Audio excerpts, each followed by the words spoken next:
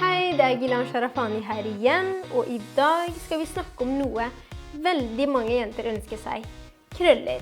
Jeg da så heldig å blitt født med krøllete hår, men jeg vet om veldig mange jenter som født med bølgete hår, eller kanskje veldig rett hår, og som skulle ønske de hadde krøllete hår. Jeg skal fortelle dere en hemmelighet. Det ikke umulig å få håret til å se naturlig krøllete ut.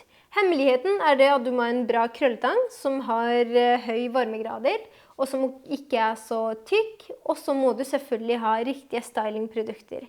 Det jeg skal bruke nå for å få denne looken her, som dere ser, denne volum 1 krølletangen fra Mast.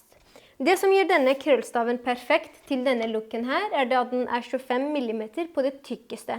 Det vil si at den ganske smal. Og smal krølletang med høy varmegrader gjør at du får veldig markerte og holdbare krøller. Og det gjør at krøllene ser naturlig ut. Så nå skal jeg sette I gang, så dere får sett hvordan jeg har fått til denne looken her. Om du ønsker å lære selvfølgelig, så får du bare fortsette å se videre, og så håper jeg selvfølgelig at dere lærer noe av det.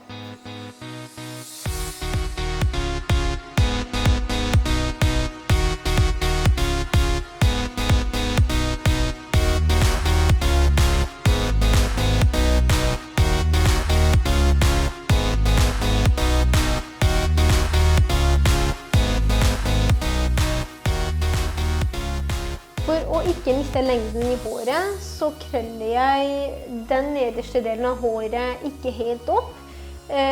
For da blir bare tuppene krøllete, og da vil håret få en lengre effekt.